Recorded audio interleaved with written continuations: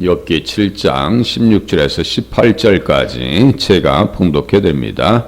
내가 생명을 싫어하고 영원히 살기를 원하지 아니하오니 나를 놓으셔서 내 날은 헛것이시니 이니이다. 사람이 무엇이기에 주께서 그를 크게 만드사 그에게 마음을 두시고 아침마다 건징하시며 순간마다 단련하시나이까. 아멘. 7장 16절에 보면 내가 생명을 싫어하고 영원히 살기를 원하지 아니하오니 나를 도우소서. 육신의 생명을 얘기하는 거예요. 또 우리가 이런 본문들을 잘 헤아리셔야죠. 욥의 신앙을 통해서 육신적인 삶을 이제 종료해 주셨으면 좋겠습니다. 이런 뜻이죠. 그냥 나는 지옥 가겠다 이런 얘기 아닙니다. 그래서 욥의 입장으로 들어가 보세요. 살맛이 나겠는가? 정말 하루하루 산다는 것이 너무나 고통스럽고 인내를 요구해도 인내의 그 한계가 있는 거지. 임계치가 있는 거예요. 한계 상황이 있는 겁니다. 사람이 힘들고 너무 힘들면요, 못 견디더라고요. 욥의 입장으로 생각해 보시자니까요. 그래서 나를 놓으셔서 이렇게 얘기하는 거예요. 나를 놓아 주시옵소서. 그래도 뭐가 있어요? 내세가 있고 천국에 대한 소망이 욥에게 있습니다. 그러니까 이런 고백을 하는 거예요. 내 달은 헛것이니이다. 솔로몬은 모든 것이 헛되고 헛되다라고 할 때 이 표현을 씁니다. 그러니까 참 덧없다. 수증기와 같다 이런 표현을 하고 있는 거예요. 이 솔로몬의 말년과 욥의 말년은 전혀 정반대죠.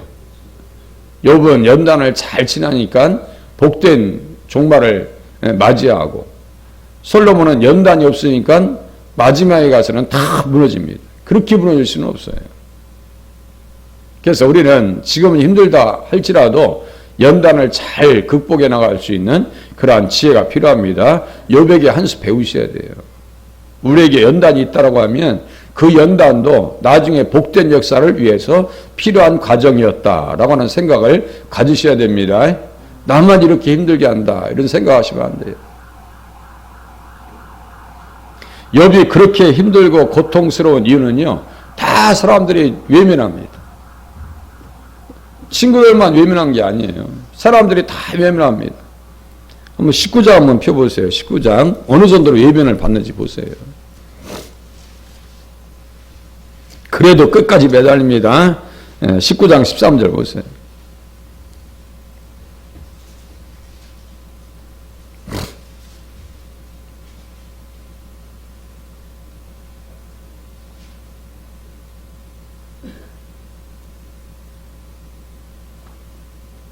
나의 형제들이 나를 멀리 떠나게 하시니 나를 아는 모든 사람이 내게 낯선 사람이 되었구나. 형제들도요 멀리 떠나는 입장이에요. 친척은 어떨까요? 14절 보세요. 내 친척은 나를 버렸으며 가까운 친지들은 나를 잊었구나. 다 상실입니다. 15절 보세요. 내 집에 머물러 사는 자와 내 여종들은 나를 낯선 사람으로 여기니 내가 그들 앞에서 타국 사람이 되었구나. 이제 뭐 죽었는데 뭐 일어날 일은 없는 것 같아요. 보니까 자기들끼리 속삭이면서 이제 욥은 끝나가. 그 신경 쓰지 마 이거야. 우리나 잘 먹으면 되지 뭐 병든 사람 뭐 뭘 먹겠어 하면서. 한번 소설을 써보시자고 한번 생각해 보세요. 상상의 날개를 펴보세요. 욥이 얼마나 고통스럽겠는가.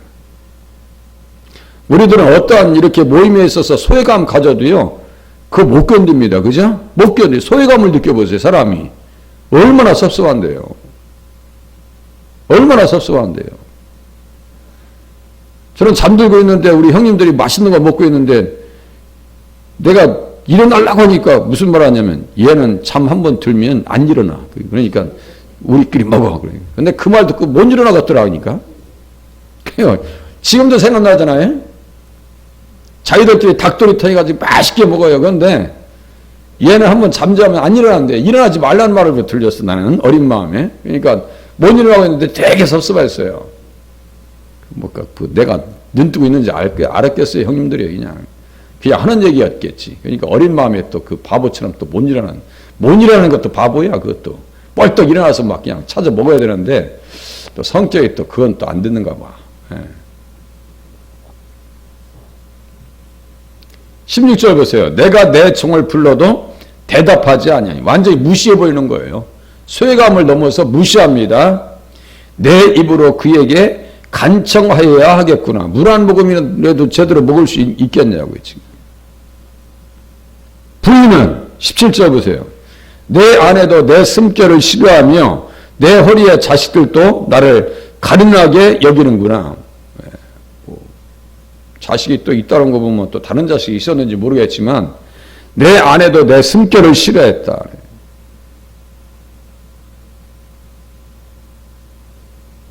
18절 보세요. 어린 아이들까지도 나를 업신여기고 내가 일어나면 나를 조롱하는구나. 못 움직이면 쳐다보고 저 괴물 같다라고 옆에서 얼마나 아이들이 얘기했겠냐고요. 장애를 가진 아이들의 어머니, 장애 아들이 그래서 상처를 받는 거예요. 조금만 이상 있으면 가서 그냥 아이들은 속이 없으니까 놀리고 그런 거 아니에요? 친구들은 어때요? 19절 나의 가까운 친구들이 나를 미워하며 내가 사랑하는 자들이 돌이켜 나의 원수가 되었구나. 완벽하게 이렇게 고통받을 수는 없는 거예요. 여기서 예수님의 모습을 우리가 봐야 될 거 아니에요. 예수님 완전히 왕따 당하신 거 아니에요? 친척들에게도 미쳤다 소리 들으셨어요? 바알세불에 들었다고 귀신 들렸다고 얘기합니다. 바리새인들이 귀신 들렸대요. 친척들은 뭐래요? 미쳤대요. 완전히 버림받습니다. 내놔버려요. 그냥 내놔버립니다. 자기 몸의 상태요. 20절 보세요. 내 피부와 살이 뼈에 붙었고 남은 것은 겨우 잇몸뿐이로구나. 피골이 상접한 상태예요. 나의 친구야 너희는 나를 불쌍히 여겨다오.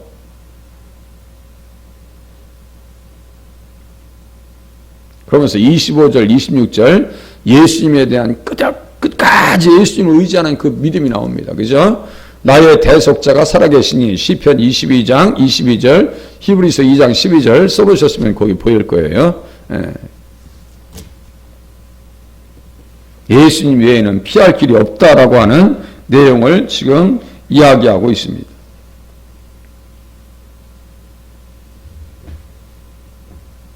그래서 고린도후서 5장 8절에 보면요. 이제 욥기 7장으로 가보세요. 다시 이제 펴놓으세요. 우리가 담대하여 원하는 바는 차라리 몸을 떠나 주와 함께 있는 그것이다. 라고 하는 것이 16절의 말씀과 해당되는 상황이에요. 존길이라고 하는 학자가 이렇게 연결시킨다고요. 그래도 욥은 건강한 내세관이 있다. 이거예요. 우리가 담대하여 원하는 바는 차라리 몸을 떠나 주와 함께 있는 그것이다. 라고 하는 것을 16절에 지금 이야기하고 있는 것은 예수님과 함께하기 원하는 그 간절한 소망이 내세관이 있다는 거예요. 욥은 패배자가 아닙니다.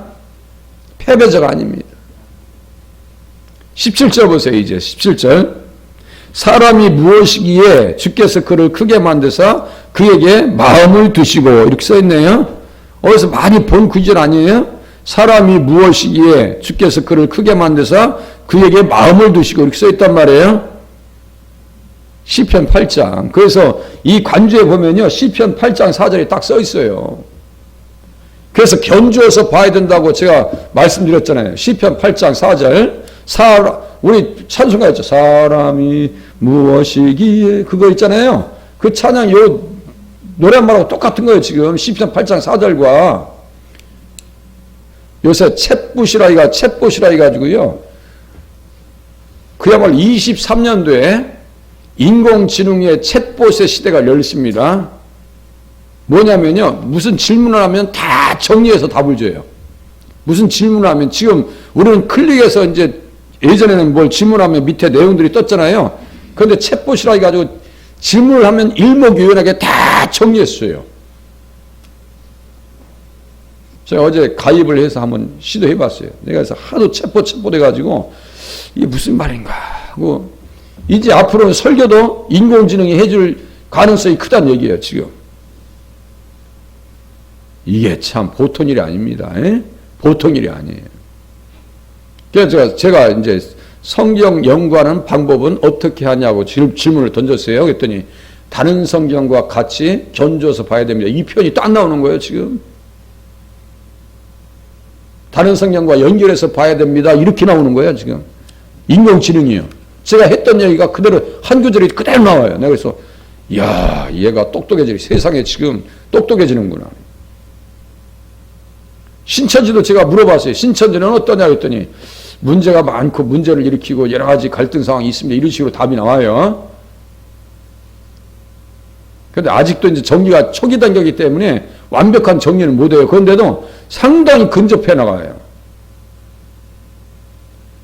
의사 면허 시험도 챗봇이 통과한다는 거예요. 어느 정도 하는지 아시겠어요? 미국의 판사는 챗봇한테 물어봐가지고 판결 내렸대.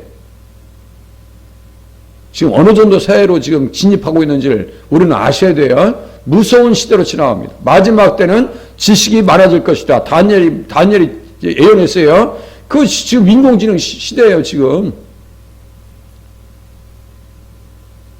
날은 날에게, 밤은 밤에게 지식을 전하면, 이런 표현들 있죠? 다 제가 했죠. 모든 것이 이렇게 연결되어 있다고, 성경은. 지금 이 성경처럼 이게 세상이 막 이게 다 네트워크되는 시대에, 사물 네트워크 들어보셨어요? 사물 네트워크. 앞으로 이제 벽이 우리들한테 대화할 때가 옵니다. 벽이랑. 언어의 장벽은 다 무너지고 있어요.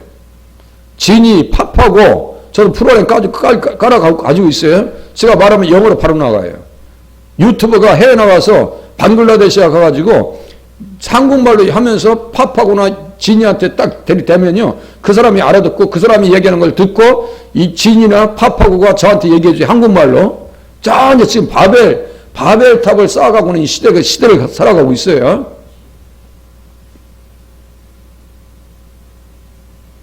무섭게 시대가 바뀌어가고 있습니다. 무서울 정도로.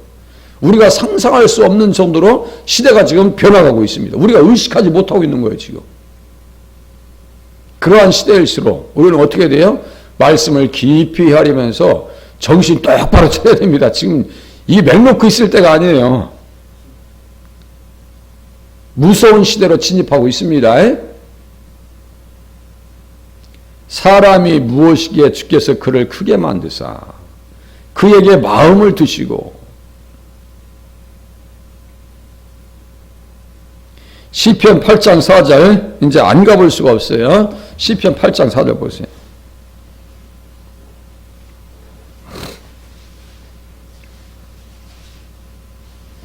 정반대적 표현이지만 이번 지금 시련 중에서도 왜 이렇게 하나님 나에게 관심을 가지십니까? 이런 표현도 들어가 있어요. 하나님 참 나에게 이렇게 관심이 많으십니까? 이런 표현도 들어있어요.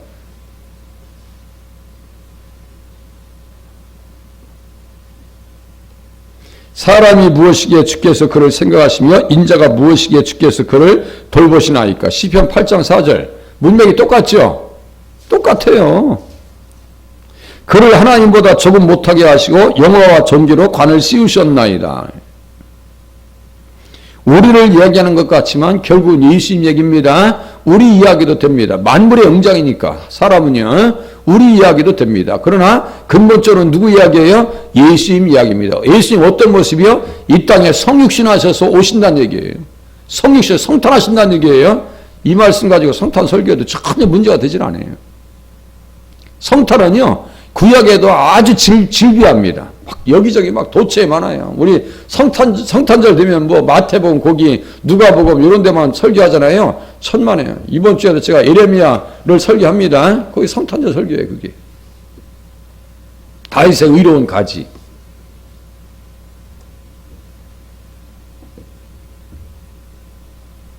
성탄에 대한 이야기를 지금 시편 8장에 다윗이 기록하고 있는 거예요. 이 땅에 오시는 예수님은 어떤 분이신가? 보니까 그를 하나님보다 조금 못하게 하시고 영화와 전기로 관을 씌우셨나이다. 하나님, 신약성경에서는 천사라고 썼어요. 하나님을 천사라고 의역했습니다.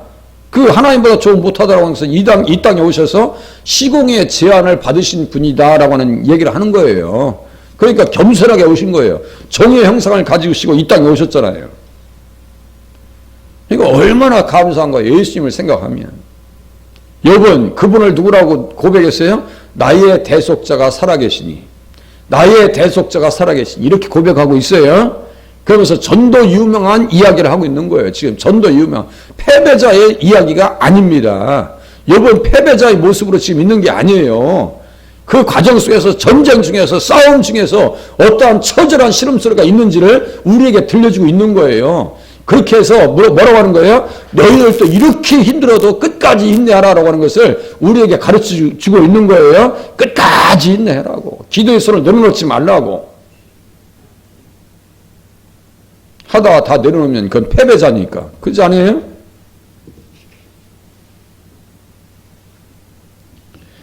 이렇게 해놓고 이제 시편 8장이잖아요. 그러면 히브리서 2장 6절입니다. 똑같이 써놨어요. 거기도 한번 펴보세요. 히브리서 2장 6절. 거기에 여기 7장 17절이나 똑같은 말씀이란 말이에요. 히브리서 2장 6절 또 보세요. 거기 또 시험이란 내용이 또 나와요. 거기 밑에.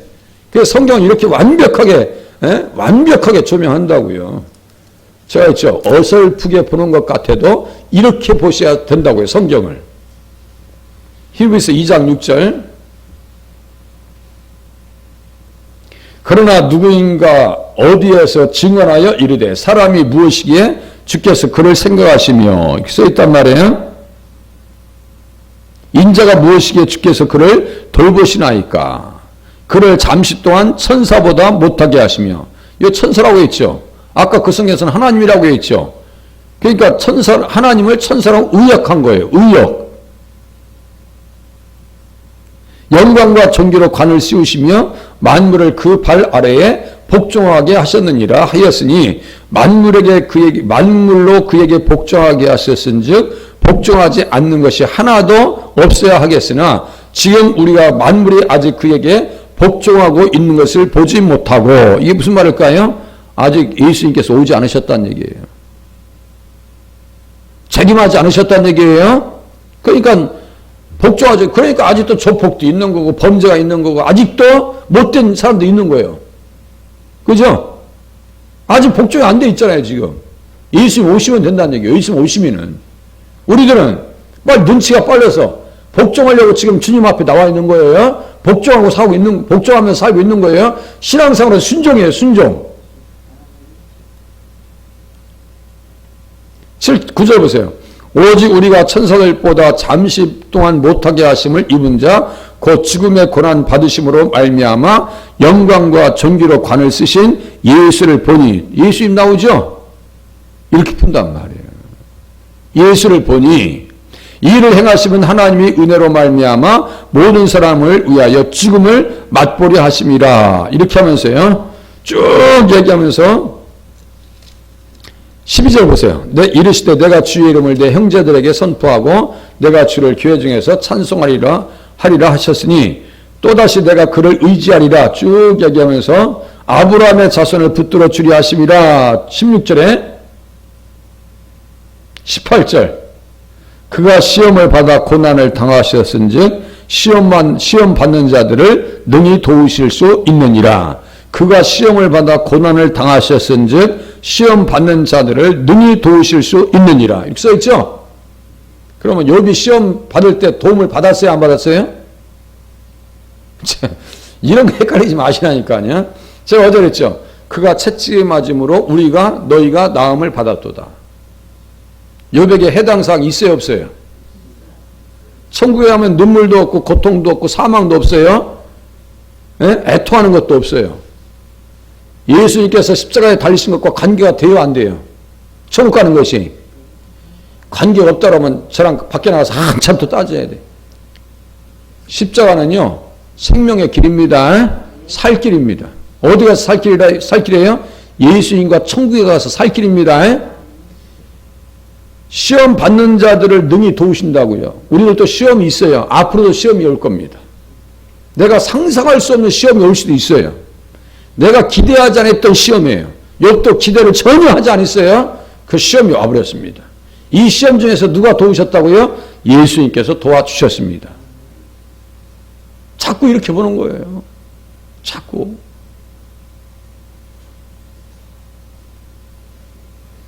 성경 이야기를 자꾸 우리 영혼에게 들려주셔야 돼요. 제가 그래서 그런 얘기 해요. 어떤 설교를 들으면 처음부터 다른 세상 사람 책을 소개해줘. 그것도 끝날 때 또 책을 또 소개해줘. 그걸 간증해. 그러고 끝내. 내가 복창이 터진다니까요. 그리고 성경 딱 5줄인가? 3줄 딱 읽고 말아. 그것도 예수님이라고 하지 않냐고 주님이라고 몇 번 얘기하고 끝나. 그래서